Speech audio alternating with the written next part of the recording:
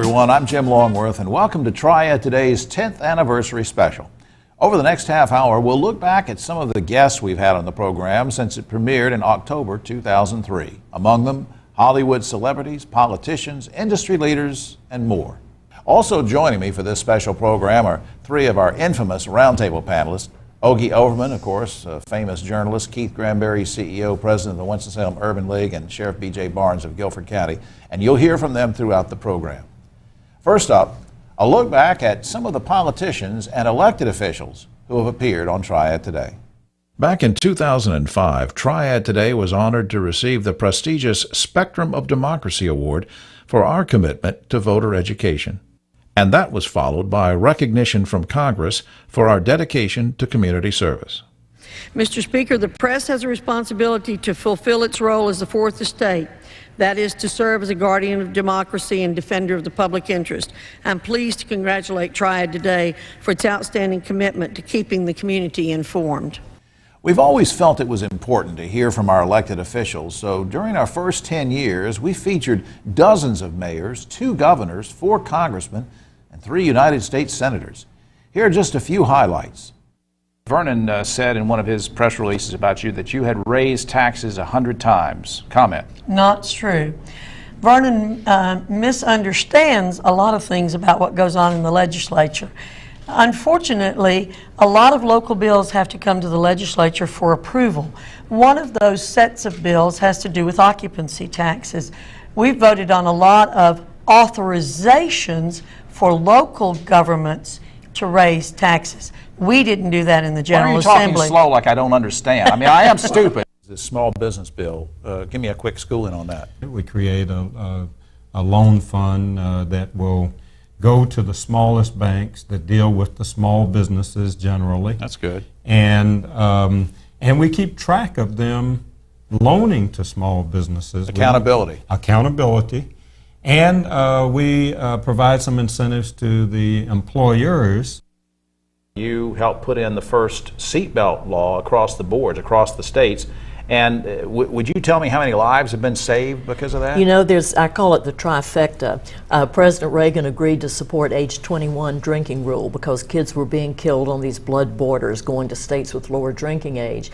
The same week that he signed that law into effect, my Rule 208 came into effect, which was designed to pass state safety belt laws, right. And there were none then, right. And also to get airbags, passive restraints into cars. And the experts tell us those 3 things, that trifecta, have saved 228,000 lives. Monies could have been better spent too, and I know you'd like to see it spent on human things, human resource things. The U.S. should not be the sole entity paying for this war. Exactly. When we're doing $10 billion a month, the whole budget of the state of North Carolina is a little over $20 billion for a year. We're spending that in 2 months in Iraq. Yeah. And I think of the schools and the hospitals and the roads and the transportation infrastructure that could be being built in the U.S. right now that is not. In the primary, there was no mudslinging between the two of you. So far in the runoff, no mudslinging. Serious question, was this by design? Was this something that you agreed upon together or separately because either A, you're gentlemen, or B, you don't want to weaken your position in the fall against a Democratic candidate? I consider Tony a friend. We live about 2 miles down the road from each other in Right. Raleigh, and you know, we're not running against each other. We're running for the same office, running for Lieutenant Governor. Thoughts, Tony? Well, we got in early. We were the first 2 candidates to declare that we were running, so we've actually spent time together over the past year, and we seem to agree on a lot of issues. I have no intention whatsoever of trying to bring up any negative issue, and I appreciate the tone of the campaign. Do you agree with Judge Orr's position, who happens to be a Republican, that we need to get rid of these industry incentives? When 49 other states are in the incentives game, then North Carolina must be. I don't agree with it as governor. I'm going to work with the governor. But if there was a law to make it illegal, yeah, I mean, we should all pull out of it. Yeah. But as governor, that's one of the things I'm going to do. I'm going to lead the 49 other governors to get rid of them in general. I'm with you. But they've got to be held accountable.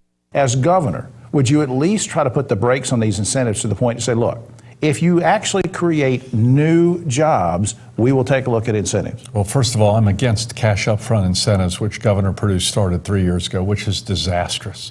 What I think we have to do is give incentives to every business, including the existing businesses that have invested in North Carolina.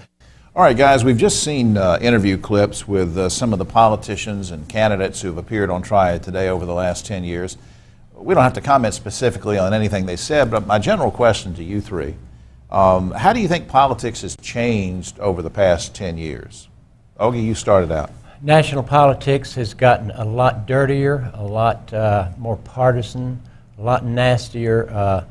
It seems almost we're losing our ability to govern each other, Jim, and it's kind of frightening to me. I mean, here we are in the middle of a government shutdown, for crying out loud. That should not be allowed to happen.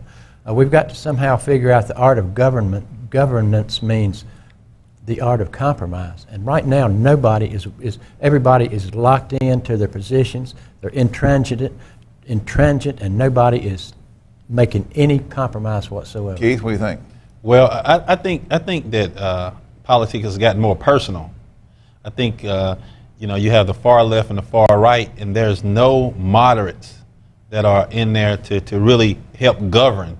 And when you look at that, that means that the government is not being effective if you don't have people who can create a compromising situation where you're not going to get everything that you want, but you can't have a small group of people holding an entire nation hostage based on their views, and specifically about them getting reelected. I think more people focus now on their own reelection bid than the governance of the country. Well, BJ, I'd be interested to see what you say, because when we started out Try It Today in October 2003, of course, George Bush was in the White House, and we had a Democratic governor and some good Democratic legislators in Raleigh.